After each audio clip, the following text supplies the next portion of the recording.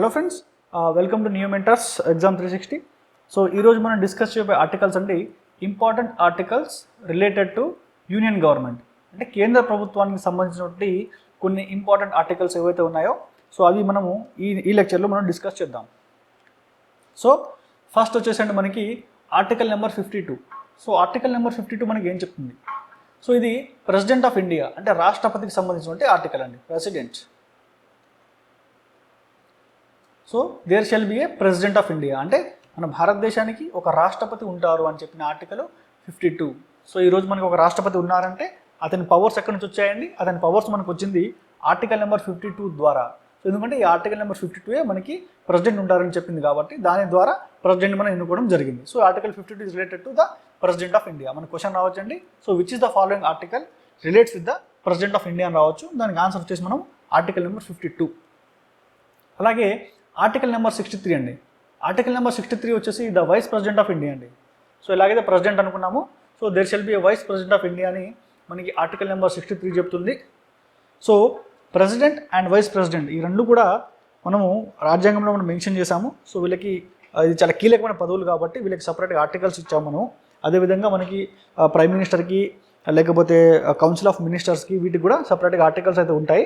కానీ ఈ president and vice president మనకి చాలా హై కాన్స్టిట్యూషన్ అథారిటీస్ కాబట్టి సో వాటికి సంబంధించిన ఆర్టికల్స్ మాత్రం మనం డెఫినెట్గా ఎగ్జామ్ పాయింట్ ఆఫ్ వ్యూలో ఇంపార్టెంట్ కాబట్టి మనం తెలుసుకుంటున్నాము. సో ఒకటి ఆర్టికల్ నెంబర్ 52 ప్రెసిడెంట్కి, 63 వచ్చేసి వైస్ ప్రెసిడెంట్కి. నెక్స్ట్ వచ్చి మనకి ఆర్టికల్ నెంబర్ 72 అండి. సో ఆర్టికల్ నెంబర్ 72 మనకి ఏం చెప్తుంది? Power of president to grant pardons, suspend, remit or commute the sentences in certain cases. అంటే మనకి ప్రెసిడెంట్ యొక్క క్షమాభిక్ష అండి. ఓకే, క్షమాభిక్ష, రాష్ట్రపతికి క్షమాభిక్ష. సో వాటికి సంబంధించినటువంటి పవర్ ఏంటి? సో ఇక్కడ గ్రాంట్ పారడాన్స్ అంటే మన రాష్ట్రపతి క్షమాభిక్షను విధించవచ్చు, లేకపోతే సస్పెండ్ అంటే మనము ఆయన యొక్క శిక్షాకాలాన్ని తగ్గించవచ్చు. రిమిట్ అంటే ఏదైనా ప్రత్యేక పరిస్థితుల్లో అతనికి మనకి ఎవరైనా డిజేబుల్డ్ పర్సన్ కానీ మనకి ప్రెగ్నెంట్ ఉమెన్ కానీ వాళ్ళు కనుక ప్రిజనర్స్ అయి ఉంటే కనుక వాళ్ళకి ప్రత్యేకమైన సదుపాయాలు కల్పించడం లాంటివి అన్నీ కూడా రాష్ట్రపతి విశిష్టాధికారులు కలిగి ఉన్నాయండి. సో అది అంతా కూడా మనం ఆర్టికల్ నెంబర్ 72లో పొందుపరిచారండి. సో ప్రెసిడెంట్కి ఏ కేసెస్లో ఇలాంటి అధికారాలు ఉంటాయో మనం చూద్దాం. So first, in all the cases where the punishment or sentence is by a court martial. So ఇక్కడ కోర్ట్ మార్షల్ ఇచ్చారు కదండి. ఇక్కడ కోర్ట్ మార్షల్ అంటే అర్థము మిలిటరీ కోర్ట్ అండి.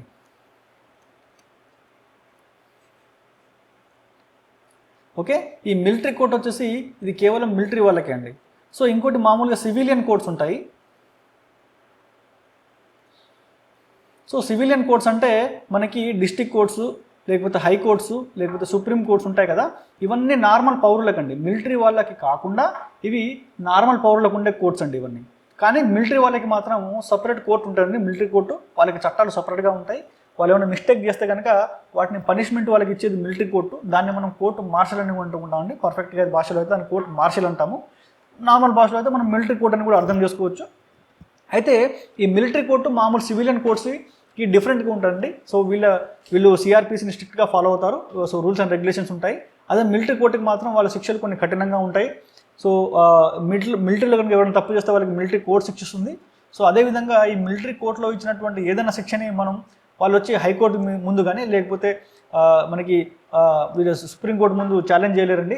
కాకపోతే క్షమాభిక్ష పెట్టాలనుకుంటే మాత్రము ఇది రాష్ట్రపతికి విశిష్ట అధికారాలు ఉన్నాయి. అంటే మిలిటరీ కోర్టు ఇచ్చినటువంటి ఒక పనిష్మెంట్ని కూడా రాష్ట్రపతి దాన్ని సస్పెండ్ చేయొచ్చండి. అంటే దాన్ని ప్యాడ్ అంటే వాళ్ళకి క్షమాభిక్ష పెట్టవచ్చు. సో మిలిటరీ కోర్టు కూడా ఏదైనా పనిష్మెంట్ ఇచ్చినా కూడా not only civilian court, military court ఇచ్చిన పవర్స్ కూడా మనకి రాష్ట్రపతికి ఉన్నాయండి. కానీ ఇటువంటి సేమ్ పవర్ మనకి గవర్నర్కి ఉండదు. కేవలం కోర్టు మార్షల్కి క్షమాభిక్ష పెట్టేటువంటి అధికారం రాష్ట్రపతికి మాత్రమే కలిగి ఉంటుంది, గవర్నర్కి కలిగి ఉండదు. సో నెక్స్ట్ వచ్చి, in all cases where the punishment is against any law relating the executive power of the union. అంటే కేంద్ర ప్రభుత్వానికి సంబంధించినటువంటి చట్టాల ద్వారా సో అటువంటి కేసెస్ అంటే కేంద్ర ప్రభుత్వం పరిధిలో ఉన్నటువంటి చట్టాల్లో కనుక మీరు ఏదన్నా కనుక ఒక శిక్షను పొందారైతే ఒక పనిష్మెంట్ మీరు తీసుకుంటే అటువంటి కేసెస్లో కూడా రాష్ట్రపతికి మనకి ప్యారడానింగ్ పవర్స్ అంటే క్షమాభిక్ష పెట్టే అధికారం ఉంది. అంటే కేంద్ర ప్రభుత్వం ఉన్న పరిధిలో ఉన్నటువంటి చట్టాలు మాత్రమే అతను చేయగలడు. రాష్ట్ర ప్రభుత్వాలకు సంబంధించిన అధికారాలు మళ్ళీ సపరేట్గా గవర్నర్కి ఉంటాయి. So next in all cases where the sentence is a death sentence, అంటే మనకి మరణశిక్ష అండి. సో మరణశిక్ష, సో మనకి ఈ మరణశిక్ష కాకుండా వేరే చట్టాల్లో అయితే కేంద్రం చేసిన చట్టాలకు మాత్రమే మనకి క్షమాభిక్ష పెట్టే అధికారము రాష్ట్రపతికి ఉంటుంది, మళ్ళీ రాష్ట్రానికి గవర్నర్కి ఉంటుంది. కానీ డెత్ సెంటెన్స్లో మరణశిక్ష విషయంలో అయితే అది కేంద్రం చట్టం కావచ్చు, లేకపోతే రాష్ట్రం చట్టం కావచ్చు. సో ఈ చట్టం ఏదైనా కానీ ఒకవేళ కనుక మరణశిక్ష కనుకుంటే దానికి మాత్రము క్షమాభిక్ష పెట్టే అధికారము కేవలం రాష్ట్రపతికి మాత్రమే ఉంటుంది, అది గవర్నర్కి ఉండదు. ఓకే, అది మనకి ఆర్టికల్ నెంబర్ 72లో చెప్తుంది. సో మనకి ఫైనల్గా మనం చెప్పేది ఏంటంటే ఆర్టికల్ నెంబర్ 72 రాష్ట్రపతికి క్షమాభిక్ష పెట్టే అధికారాన్ని ఇచ్చేటువంటి ఒక విశిష్టమైన ఆర్టికల్. సో నెక్స్ట్ వచ్చి ఆర్టికల్ నెంబర్ 76 అండి. సో ఆర్టికల్ నెంబర్ 76 మనకి ఏం చెప్తుంది, ఇక్కడ అటార్నీ జనరల్ ఆఫ్ ఇండియా గురించి మాట్లాడుతుందండి.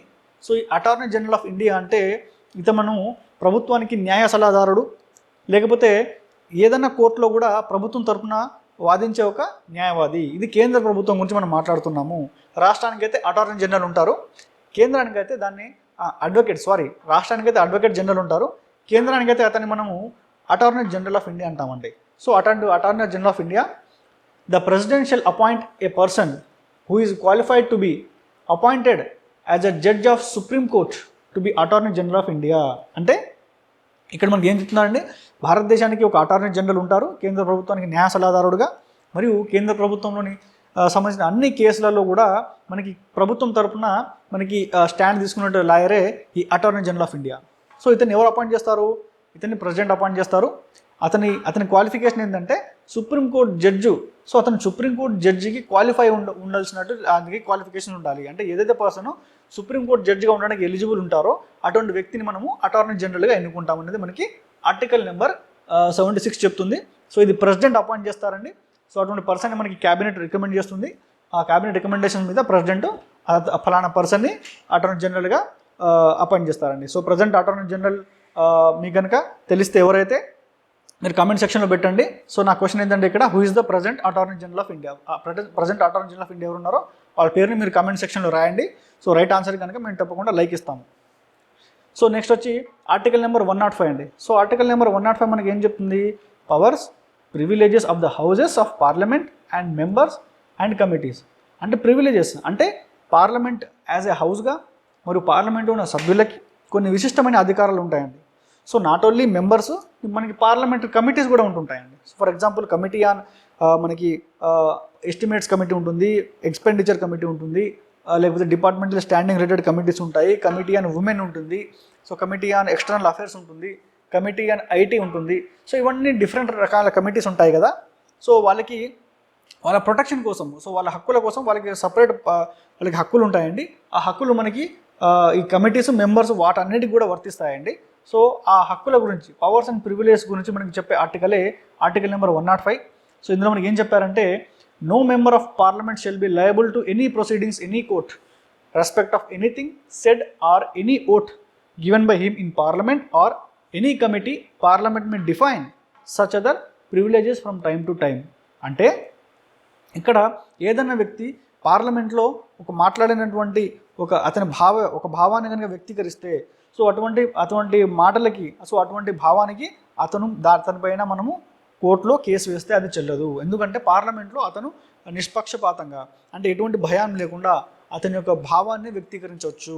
సో ఫలానా వ్యక్తి ఇలా వ్యక్తీకరించారని చెప్పి మీరు అతని మీద కోర్టు కేసు వేయలేరు, అతని మీద ఎటువంటి కోర్టు కేసు చెల్లదు. ఒకవేళ కనుక అతను అది పార్లమెంట్లో కానీ అసెంబ్లీలో కానీ మాట్లాడి ఉంటే. Okay, next any vote given by him. అంటే ఏదన్నా ఒక బిల్లుకి సంబంధించినటువంటి ఓటు. సో ఫర్ ఎగ్జాంపుల్ ఎవరైనా కొంతమంది బిల్లు నచ్చకపోతే పార్టీకి వ్యతిరేకంగా ఓటు వేస్తుంటారు. సో అటువంటి వాటి మీద కూడా ఎటువంటి యాక్షన్ తీసుకోకూడదు. అంటే సుప్రీంకోర్టు కానీ లేకపోతే హైకోర్టు కానీ వాళ్ళకి క్రిమినల్గా కానీ సివిల్గా కానీ ఎటువంటి ప్రొసీడింగ్ ఉండవు. ఎందుకంటే మనం ఎన్నుకున్నదే వాళ్ళని, మన ప్రజల యొక్క భావాల్ని మన పార్లమెంట్లో వినిపించడానికి. సో అటువంటి వాటి మీద కనుక అది వినిపిస్తే వాళ్ళ మీద కేసులు వేస్తారు, వాళ్ళ మీద తప్పుడు కేసులు బనాయిస్తారని తెలిస్తే వాళ్ళు అటువంటి మాటలు కానీ వాళ్ళ థాట్స్ కానీ మాట్లాడరు కదా. సో ఎప్పుడైతే ఈ ఎంపీలు ఎమ్మెల్యేలు వాళ్ళ థాట్స్ వాళ్ళ భావాలు వ్యక్తీకరించారో అది మన ప్రజాస్వామ్యానికి అది విరుద్ధం. కాబట్టి వాళ్ళని ఆ హౌస్లో మాట్లాడిన ప్రతి దానికి మనం రక్షణ కల్పించాలి. దానికోసమే మనకు తెచ్చిందే ఈ ఆర్టికల్ నెంబర్ 105. సో ఇక్కడ మెయిన్గా మనం ఆర్టికల్లో మనకి భావ ప్రకటన స్వేచ్ఛ కూడా ఇచ్చామండి. అది కాకుండా ఇంకా వాళ్ళకి చాలా విశిష్ట అధికారాలు ఉంటాయి. సో అధికారాలు ఏంటి అనేది పార్లమెంటు టైం టు టైం నిర్ణయిస్తుంది. సో అటువంటి పార్లమెంటు లేకపోతే మనకి హౌస్ ఏమేమి నిర్ణయిస్తుందో ఆ అధికారాలన్నీ కూడా మెంబర్స్ యాజ్ ఎ హౌస్ కలెక్టివ్గా మెంబర్స్ మరియు కమిటీ అన్నిటి కూడా అది వర్తిస్తుంది. ఇది మనకి ఆర్టికల్ నెంబర్ 105 మనకి చెప్తుంది. ఓకే, నెక్స్ట్ వచ్చి ఆర్టికల్ నెంబర్ 110 అండి. సో ఆర్టికల్ నెంబర్ 110 వచ్చేసి మనకి ఏం చెప్తుంది, definition of money bills. Okay, ద్రవ్య బిల్లు. సో మనీ బిల్ దానికి సంబంధించిన డెఫినేషన్ చెప్తుందండి. సో మనీ బిల్ అంటే ఏమిటి? సో మీకు తెలుసు మనకి 2 రకాల బిల్స్ ఉంటాయండి. ఒకటి నార్మల్ బిల్స్ ఉంటాయి, ఒకటి మనీ బిల్స్ ఉంటాయండి. సో ఈ మనీ బిల్స్ అంటే మనం జనరల్గా దీన్ని మనం బడ్జెట్ అని అంటుంటామండి. సో బడ్జెట్ కూడా ఒక రకమైనటువంటి మనీ బిల్లే.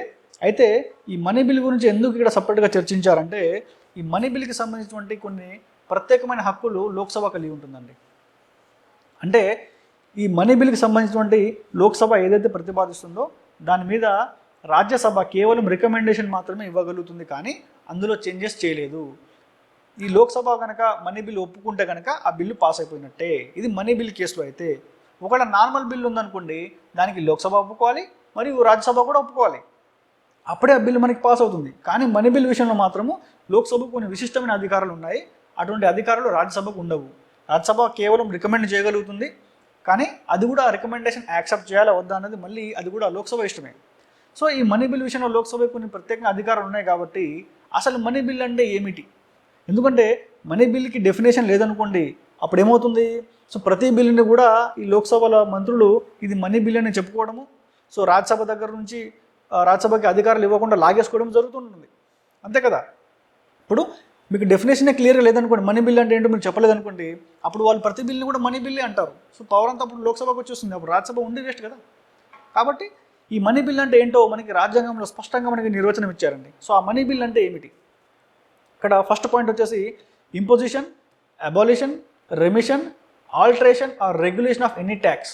అంటే ట్యాక్స్కి సంబంధించినటువంటి పన్నులకు సంబంధించినటువంటి సో పన్నులు వేయడం కానీ, పన్నులు అబాలిష్ చేయడం కానీ, సో పన్నులలో ఏదైనా మార్పు చేర్పులు చేయడం కూడా ఏదైనా దానికి సంబంధించిన చట్టం, అంటే కేవలం పన్నులకు సంబంధించిన చట్టం ఏదున్నా అది మనీ బిల్ కిందకి వస్తుంది. అది point number 1. So next point number 2 వచ్చి regulation of borrowing of money are giving guarantee by the government of India. అంటే అప్పు తీసుకురావడము. సో అప్పు తీసుకురావడము అంటే మనకి బడ్జెట్ మనం అప్పు చేస్తుంటాం కదా ఎవ్రీ ఇయర్. సో అప్పుకు సంబంధించినటువంటి బిల్లు కానీ, లేదా ప్రభుత్వం కొన్నిటికి గ్యారంటీ ఇస్తుంది లైఫ్లో. అంటే మన లైఫ్ అంటే మనకి కొన్ని ప్రాజెక్ట్స్ అండి. సో కొన్ని ప్రాజెక్టు మనకి ప్రభుత్వం వాళ్ళకి గ్యారంటీ ఇస్తుంది. బ్యాంక్ లోన్లకి ప్రభుత్వం గ్యారంటీ, అంటే వాళ్ళ ఆస్తులు మనం అమ్మకానికి మనం కుదువ పెట్టి సో అక్కడి నుంచి మనం అప్పు తీసుకుంటుంటాము. సో ఏదన్నా చట్టము, సో అటువంటి బారోయింగ్ క్లాజ్ అంటే అప్పు తీసుకురావడము, లేకపోతే మన గ్యారంటీ ఇవ్వడం కానీ సంబంధించినటువంటి బిల్లు ఏదైనా ఉంటే ఆ బిల్లు కూడా మనీ బిల్ కానీ మనం వర్గీకరిస్తారండి. సో థర్డ్ వచ్చేసి custody of the consolidated fund are contingency fund of India. So మనకి ఫండ్స్ 2 రకాలు ఉంటాయండి. ఒకటి మనకి consolidated fund,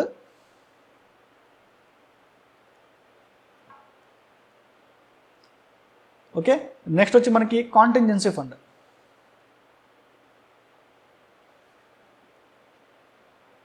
so consolidated fund అంటే ఏమిటి? సో కన్సాలిడేటెడ్ ఫండ్ అంటే సో ఏదైతే ఫండ్ మనం కట్టే ట్యాక్సెస్ అంటే ప్రభుత్వానికి వచ్చే రాబడి ఏది ఉన్నా కూడా అది కన్సాలిడేటెడ్ ఫండ్ ఆఫ్ ఇండియాలో జమ అవుతుంది. సో మనకి బడ్జెట్ కూడా ప్రవేశపెట్టేది ఈ కన్సాలిడేటెడ్ ఫండ్లో వచ్చినటువంటి డబ్బుల మీదనే. సో ఈ కన్సాలిడేటెడ్ ఫండ్లో వచ్చినటువంటి రాబడి, సో దీనికి సంబంధించిన ఖర్చులు అన్నీ కూడా మనకి బడ్జెట్ సారాంశం. కానీ ఇంకోటి కంటింజెన్సీ ఫండ్ అని ఉంటుంది. సో కంటింజెన్సీ ఫండ్ అంటే ఏంటంటే ఏదైనా ఒక అన్ఫోర్సిన్ కండిషన్స్ మనకి కనుక మన దేశానికి సంభవిస్తే ఎమర్జెన్సీలో మనం ఖర్చు పెట్టడానికి కొంత డబ్బులు మనం పక్కన పెట్టుకుంటాం కదా, ఆ డబ్బుల్ని మనము కంటింజెన్సీ ఫండ్ అంటామండి. ఇది ఓన్లీ ఎమర్జెన్సీ కేసెస్లో వాడతారు. ఇది రాష్ట్రపతి పరిధిలో ఉంటుంది. So under the power of రాష్ట్రపతి. సో రాష్ట్రపతి మాత్రమే దీన్ని వినియోగించగలుగుతాడు. పార్లమెంట్ చట్టం చేసి మాత్రమే ఈ కంటింజెన్సీ ఫండ్ నుంచి కూడా మనకి డబ్బులు డ్రా చేయడం అనేది జరుగుతుంది. సో నార్మల్ కేసెస్లో అయితే మనం ఇందులో డబ్బులు డ్రా చేయమండి. సో ఒకవేళ కనుక మరీ అన్ఫోర్సిన్ సిచ్యువేషన్ వస్తే తప్ప. సో జనరల్గా మన బడ్జెట్ అంతా కూడాను ఈ కన్సాలిడేటెడ్ ఫండ్ మీద డిపెండ్ అయి ఉంటుందండి. సో మీరు కమెంట్లో ఒక సెక్షన్ కమెంట్ చేయండి, ప్రజెంట్ కంటింజెన్సీ ఫండ్ ఉంది కదా ఇండియాలో, సో అది ఎంత, అది ఎన్ని కోట్లుగా ఉంది ప్రభుత్వం నిర్ణయించిందో లేటెస్ట్ డేటా ప్రకారము మీకు కనుక ఆన్సర్ తెలిస్తే అది నాకు కమెంట్ చేయండి. సో నేను రైట్ ఆన్సర్కి నేను లైక్ ఇస్తానండి. సో నెక్స్ట్ వచ్చేసి అంటే మనకి receipt of money on account of consolidated fund of India or public account of India. అంటే ఏదైనా డబ్బులు అంటే పన్నుల ఈ కన్సాలిడేటెడ్ ఫండ్ ఆఫ్ ఇండియా ఉంది కదా, దీనిలో వచ్చినటువంటి రాబడి ఏదున్నా కూడా. Next public account of India అంటే మనకి పబ్లిక్ అకౌంట్ అంటే బ్యాంకులలో మనం దాచిపెట్టిన డబ్బు, పోస్ట్ ఆఫీస్లో దాచిపెట్టిన డబ్బు, లేకపోతే ఇతరత్ర ఏదైనా ప్రభుత్వ బాండ్ల మీద మనం పెట్టిన డబ్బు అంతా కూడా పబ్లిక్ అకౌంట్లో చేరుతుంది. సో వాటికి సంబంధించినటువంటి చట్టాలు ఏదైనా ఉన్నా కూడా అది కూడా మనీ బిల్గానే పరిగణించబడుతుంది. నెక్స్ట్ వచ్చేసండి మనకి appropriation of monies out of consolidated fund of India అంటే ఈ కన్సాలిడేటెడ్ ఫండ్ ఆఫ్ ఇండియా నుంచి అప్రోప్రియేషన్ అంటే మనీ డ్రా చేయడము. ఒకసారి కనుక మనకి ప్రభుత్వంలో రాబడి మొత్తం ఈ కన్సాలిడేటెడ్ ఫండ్ ఆఫ్ ఇండియాలో ఎప్పుడైతే వెళ్ళిపోతుందో దాని నుంచి ఎక్స్పెండిచర్ మనం డబ్బులు ఖర్చు పెట్టాలంటే దానికి పార్లమెంట్ యొక్క అనుమతి కంపల్సరీగా ఉండాలండి. సో పార్లమెంట్ యొక్క అనుమతి లేకుండా ఇందులో మనకి ₹1 కూడా ఖర్చు పెట్టలేమండి, సింగిల్ మనీ కూడా మనం ఖర్చు పెట్టలేమండి. అందుకనే మనకి బడ్జెట్ ఎందుకు ప్రవేశపెడతారండి, బడ్జెట్ ప్రవేశపెట్టి ఈ కన్సాలిడేటెడ్ ఆఫ్ ఇండియాలో మనకి ఎంత డబ్బులు జమ అయ్యాయో మనకి లెక్క చెప్తారండి. అదే యాన్యువల్ ఫైనాన్షియల్ స్టేట్మెంట్ అంటాం దాన్ని మనం, ఆ లెక్క మనకి చూపిస్తారు. అందులో మనం వాడినట్టు ప్రతి పైసా ఖర్చు కూడా పార్లమెంట్ దగ్గర నుంచి ఓటేసి దాన్ని బిల్ చేసి దాని తర్వాత మాత్రమే ఖర్చు చేస్తారండి. సో వితౌట్ ఓటింగ్ ఒక సింగిల్ రూపాయి కూడా ఇందులో నుంచి ఖర్చు చేయడానికి వీల్లేదు, ఎందుకంటే ఇది ప్రజల సొమ్ము. కాబట్టి బడ్జెట్ ప్రవేశపెడతారు, మనకి ఆదాయ లెక్కలు ఖచ్చితంగా వివరిస్తారు. సో అది ప్రజల ముందు మనకి లైవ్ టెలికాస్ట్ అవుతుంది, మనకి బడ్జెట్ కూడా అందుబాటులో ఉంటుంది. సో అందరూ కూడా ఈ డబ్బును చూడొచ్చు, ఎందుకంటే అది కన్సాలిడేటెడ్ ఫండ్ ఆఫ్ ఇండియా అంటే ప్రజల సొమ్ము కాబట్టి. సో ఇక్కడ అప్రోప్రియేషన్ ఆఫ్ మనీ అంటే ఏదైనా ఒక బిల్లు ఇందులో నుంచి ఖర్చు పెట్టాలి అనుకుంటే ఆ బిల్ని మనం అప్రోప్రియేషన్ బిల్ అంటామండి. సో అటువంటి బిల్ ఏదన్నా కూడా అది మనీ బిల్లే. సో మనీ బిల్ విషయంలో మనకి లోక్సభలో విశిష్టమైన అధికారాలు కలిగి ఉంటుంది. సో లోక్సభకి ఉన్నటువంటి అధికారాలు దీనిలో ఏమేమి స్పెషల్గా ఉంటాయి, రాజ్యసభకి ఏమేమి లేవో మీరు ఒకసారి నాకు కమెంట్ చేయండి. ఓకే, సో నెక్స్ట్ వచ్చేసి మనకి ఆర్టికల్ నెంబర్ 112 అండి. సో ఆర్టికల్ నెంబర్ 112 వచ్చేసి మనకి యాన్యువల్ ఫైనాన్షియల్ స్టేట్మెంట్.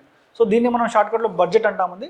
ఇక్కడ ఏంటంటే ఇది రాష్ట్రపతికి ఇచ్చారండి ఇక్కడ. So the president of India shall lay annual financial statement that is the budget before the house of parliament. అంటే రాష్ట్రపతికి ఇక్కడ రాష్ట్రపతి యొక్క బాధ్యత అండి ఇది. సో రాష్ట్రపతి ఎన్ష్యూర్ చేయాలి అంటే ఖచ్చితంగా ఇది అమలయ్యేటట్టుగా చూడాలి. అదేంటి యాన్యువల్ ఫైనాన్షియల్ స్టేట్మెంట్ అంటే ప్రతి సంవత్సరం బడ్జెట్ పార్లమెంట్లో ప్రవేశపెట్టేలాగా చూడవలసినటువంటి బాధ్యత మనకి ప్రెసిడెంట్ పైన ఉంది. సో అందుకనే మనకు మనీ బిల్ ఇంట్రడ్యూస్ చేసే ముందు మనం ప్రెసిడెంట్ పర్మిషన్ తీసుకుంటామండి. సో బడ్జెట్ కనుక మనం ప్రవేశపెట్టే ముందు రాష్ట్రపతి యొక్క పర్మిషన్ తీసుకున్నాక మాత్రమే దాన్ని మనం దాన్ని ప్రవేశపెడతాం కాబట్టి. So it is the responsibility of the president. So president యొక్క బాధ్యత ఉంది. సో ప్రభుత్వం సక్రమంగా ప్రతి సంవత్సరం బడ్జెట్ పార్లమెంట్ ముందుకు తెస్తుందా లేదా అన్నది మనకి ప్రెసిడెంట్ చెప్తారండి. ఓకే, సో అదే మనకి ఆర్టికల్ నెంబర్ 112 ఇస్తుంది. ఈ ఆర్టికల్ నెంబర్ 112 ప్రకారము ఇది ప్రెసిడెంట్ యొక్క రెస్పాన్సిబిలిటీ. మనకి బడ్జెట్ ప్రవేశపెట్టారా లేదా అనేది ఇది ప్రెసిడెంట్ యొక్క రెస్పాన్సిబిలిటీ అని మనకి ఆర్టికల్ నెంబర్ 112 చెప్తుంది. సో నెక్స్ట్ వచ్చి ఆర్టికల్ నెంబర్ 123 అండి. సో ఆర్టికల్ నెంబర్ 123 వచ్చి power of president to promulgate ordinances అంటే ఆర్డినెన్సెస్ ఇచ్చేటువంటి అధికారం మనకి రాష్ట్రపతి ఇక్కడ కలిగి ఉన్నారండి. ఇది వచ్చేసి ఆర్టికల్ నెంబర్ 123. సో అటువంటి ఆర్డినెన్స్ మ్యాక్సిమం దాని టైం వచ్చేసి 6 months అమల్లో ఉంటుంది. 6 weeks అంటే 6 మనకి వారాల వ్యవధిలో దాన్ని పార్లమెంట్ ఆమోదించవలసి వస్తుంది. సో దీని కాలపరిమితి మ్యాక్సిమం 6 నెలలుగా ఉంటుంది. ఇది ఎప్పుడంటే ఓన్లీ రిసీస్ ఆఫ్ పార్లమెంట్ అంటే కేవలం పార్లమెంట్ సమావేశంలో లేని టైంలో మాత్రమే అతను ఆర్డినెన్స్ తీసుకురాగలడు. పార్లమెంట్లో సమావేశంలో ఉండగా ఒక ప్రెసిడెంట్కి ఆర్డినెన్స్ తీసుకొచ్చే అధికారం లేదు. అందుకే ఇక్కడ క్లియర్గా మెన్షన్ కూడా చేశారండి. It is only during the recess of the parliament అంటే పార్లమెంటు మనకి సభలో లేనప్పుడు అంటే అది దాని యొక్క ఆపరేషన్స్ జరిగినప్పుడు మాత్రమే, ఒకవేళ ఎమర్జెన్సీ ఉంటే అప్పటికప్పుడైనా చట్టం కావాలనుకుంటే మాత్రమే ప్రెసిడెంట్ ఆర్డినెన్స్ని తేయగలడు. సో అటువంటి ఆర్డినెన్స్ లైఫ్ వచ్చి 6 months, అది 6 weeks లోపు దాన్ని పార్లమెంట్ అప్రూవ్ చేయాలి. సో మ్యాక్సిమంగా మనకి 6 months 6 weeks అనేది దానికి మ్యాక్సిమం టైం అనేది ఉంటుంది ఆర్డినెన్స్కి. సో నెక్స్ట్ వచ్చేసండి మనకి ఆర్టికల్ నెంబర్ 124 అండి. సో ఈ ఆర్టికల్ నెంబర్ 124 మనకి ఏం చెప్తుంది, ఇక్కడ మనకి establishment and constitution of supreme court. So there shall be a supreme court of India consisting of chief justice of India and other judges. అంటే మనకి సుప్రీం కోర్ట్ యొక్క ఎస్టాబ్లిష్మెంట్ అంటే సుప్రీం కోర్ట్ అనేది ఒక ఇన్స్టిట్యూషన్ అండి, అదొక వ్యవస్థ. సో ఆ వ్యవస్థ ఎలా స్థాపితమైంది, ఈ వ్యవస్థ స్థాపించడానికి కారణమైనటువంటి మూలమైన ఆర్టికల్ వచ్చేసి article number 124. So article number 124 ద్వారా మనం సుప్రీంకోర్టుని ఎస్టాబ్లిష్ చేశాము. ఆ సుప్రీంకోర్టులో ఏమేమి ఉండాలి, ఇక్కడ చీఫ్ జస్టిస్ ఆఫ్ ఇండియా అంటే ఒక ప్రధాన న్యాయమూర్తి మరియు ఇతరత్ర జడ్జిలు కలిగి ఉండాలి అని చెప్పి మనకి ఆర్టికల్ నెంబర్ 124 చెప్తుంది. It is all about the establishment of the supreme court of India. So next వచ్చేసి మనకి ఆర్టికల్ నెంబర్ 148 అండి. సో ఆర్టికల్ నెంబర్ 148 మనకి ఏం చెప్తుంది, comptroller and auditor general of India. So ఇతన్ని మనం క్యాగ్ అంటామండి, షార్ట్కట్లో మనం క్యాగ్ అంటాము. సో జనరల్ వాడుక భాషలో కూడా దీన్ని క్యాగ్ అని రిఫర్ చేస్తుంటారు, క్యాగ్ రిపోర్ట్స్ అని అంటుంటాం కదా. సో ఇక్కడ ఏం చెప్పారండి, there shall be a comptroller and auditor general of India who shall be appointed by the president. So ఇక్కడ మనకి కొన్ని ఇన్స్టిట్యూషన్స్ ఉంటాయండి. సో ఆ ఇన్స్టిట్యూషన్ మనం కాన్స్టిట్యూషనల్ బాడీస్ అంటాము. ఉదాహరణకి క్యాగ్ అయితేనేమి, ఎలక్షన్ కమిషన్ అయితేనేమి, ఫైనాన్స్ కమిషన్ అయితేనేమి, సో ఇవి చాలా పవర్ఫుల్ బాడీస్ అండి. సో వీటికి ఇండిపెండెన్స్ అవసరము. సో ఇవి స్వయం ప్రతిపత్తి కలిగి ఉండాలి. దీంట్లో గవర్నమెంట్ యొక్క ఇంటర్ఫీరెన్స్ ఉండకూడదు. ఎందుకంటే మన రాజ్యాంగం సక్రమంగా పనిచేయాలన్నా, మన ప్రజాస్వామ్యానికి సరైన మార్గాన్ని మనం నిర్దేశించాలన్నా, సో ఈ కాన్స్టిట్యూషనల్ బాడీస్ యొక్క ఇండిపెండెన్స్ అనేది చాలా అవసరం అండి. సో అందులో ఒక ముఖ్యమైన ఆఫీసర్ ఎవరంటే ఈ క్యాగ్ అండి. క్యాగ్ ఆఫీసర్ ఉంటారు మనకి. సో ఈ క్యాగ్ యొక్క డ్యూటీ ఏంటంటే ఆడిట్ అండి మెయిన్గా. సో ఆడిట్ చేయడము. ఆడిట్ అంటే మనం ప్రభుత్వం ఖర్చు పెడుతుంటే ప్రతి పైసా. సో ఫర్ ఎగ్జాంపుల్ మనం మన్రేగా స్కీమ్ అండి, మనం మన్రేగా స్కీమ్ ఉంది కదా, అంటే మనకి 100 రోజుల పని పథకం అనేది అంటుంటాం మనం. సో దానికి ఫర్ ఎగ్జాంపుల్ ప్రభుత్వం మనకి 100 కోట్లు కేటాయించింది అనుకుందామండి ఫర్ ఎగ్జాంపుల్. సో ఆ 100 కోట్లు ఈ స్కీమ్కి చేరాయా అంటే పీపుల్, ఇక్కడ లబ్ధిదారులు ఉంటారు కదండి. సో ఈ లబ్ధిదారులకి ఈ అనుకున్న 100 కోట్లు చేరాయా లేదా అన్నది మనకి ఈ ఆడిటర్ మనకి ఎవ్రీ ఇయర్ రిపోర్ట్ ఇస్తారండి. ఆ రిపోర్ట్ మనకి ప్రెసిడెంట్కి ఇస్తారు. సో ఈ ఆడిటర్ ఇస్తారండి. సో ఇందులో ఏమైనా అవకతవకలు ఉంటే కూడా ఈ ఆడిట్లో మనకి క్యాగ్ అనే వ్యక్తి పాయింట్అవుట్ చేస్తారు వాళ్ళ రిపోర్ట్లో. సో దానికి సంబంధించిన చర్చ కూడా మళ్ళీ పార్లమెంట్లో జరుగుతుంది. సో దానిపైన ప్రభుత్వము సమాధానం చెప్పవలసి ఉంటుంది పార్లమెంట్ ముందు. సో ఇది చాలా ఇంపార్టెంట్ రోల్ అండి. ఒకవేళ కనుక ఈ క్యాగ్ అనే ఆఫీసర్కి ఇండిపెండెన్స్ లేదనుకోండి, స్వయం ప్రతిపత్తి లేదు, అతను గవర్నమెంట్ యొక్క ఇన్ఫ్లుయెన్స్లో వచ్చారనుకోండి, సో గవర్నమెంట్ చేసే ప్రతి పనికి కూడా అతను క్లీన్ చిట్ ఇచ్చుకుంటూ వెళ్ళారనుకోండి, అప్పుడు ఏమవుతుంది, పబ్లిక్ సొమ్ము మొత్తం వృధా అయిపోతుంది కదా. సో ఈ వ్యవస్థే వేస్ట్ అయిపోతుంది. కాబట్టి ఈ ఆఫీసర్ అనేది మనము ఇతని ఇన్ఫ్లుయెన్సెస్ నుంచి కాపాడాలండి. సో దానికోసమని ఈ క్యాగ్ అనే వ్యక్తికి కొన్ని ప్రొటెక్షన్లు మనం కల్పించామండి. అతని శాలరీ తగ్గించడానికి వీలు లేదు, అతనికి స్పెసిఫిక్ టెన్యూర్ ఉంటుంది. ఓకే, సో ఇవన్నీ కూడా క్యాగ్ మనం ఇచ్చాము. కాబట్టి ఈ క్యాగ్ అనే ఈ క్యాగ్ అనే ఆఫీసర్ యొక్క రోల్ చాలా ఇంపార్టెంట్ అండి. ఎందుకంటే మనకి ఇటువంటి పెద్ద స్కామ్లు యూపీఏ హయాంలో మనం చూసామండి. కోల్గేట్ స్కామ్ కానీ, లేకపోతే మనము 2G స్పెక్ట్రమ్ కుంభకోణం కానీ. సో ఇవన్నీ కూడా మనకి ఎవరు ఇచ్చారండి రిపోర్ట్స్ అని మనకి క్యాగ్ ఇచ్చారండి. ఆ రిపోర్ట్ ఆధారంగానే అవన్నీ మనము ఆ కుంభకోణాన్ని బయట రాగలిగాయి. కాబట్టి ఈ ఆఫీసర్ అనేది మన రాజ్యాంగంలో చాలా ప్రముఖ పాత్ర పోషిస్తారండి క్యాగ్. సో అటువంటి క్యాగ్ మనకి ఇచ్చేటువంటి రైట్స్ ఇచ్చేటువంటి అధికారం ఉంది ఆర్టికల్ నెంబర్ 148 అండి. సో ఈ ఆర్టికల్ నెంబర్ 148 ద్వారా మనం క్యాగ్ని అపాయింట్ చేస్తాము. ఎవరు అపాయింట్ చేస్తారండి? There shall be a CAG for India who shall be appointed by the president. So వీళ్ళని రాష్ట్రపతి నియమిస్తారండి. సో రాష్ట్రపతి నియమించినామంటే ఇండైరెక్ట్గా మనకి క్యాబినెట్ ప్రపోజల్ పంపిస్తే రాష్ట్రపతి దాన్ని యాక్సెప్ట్ చేస్తారండి. సో ఈ ఆర్టికల్ 148 అనేది మనకి క్యాగ్ గురించి చెప్తుంది. సో ఇది కూడా one of the most important article అండి. సో ఈ క్యాగ్ గురించి మనకి ఎగ్జామ్లో అడిగితే కనుక ఆర్టికల్ నెంబర్ 148 మనకి క్యాగ్ గురించి చెప్తానని మనం తెలుసుకోవాలండి. ఓకే, సో ఈరోజుతో మన లెక్చర్ ఇక్కడికి స్టాప్ చేద్దామండి. సో మనం మిగిలిన ఆర్టికల్స్ అన్ని కూడా మనము నెక్స్ట్ క్లాస్లో డిస్కస్ చేద్దాం. ఓకే.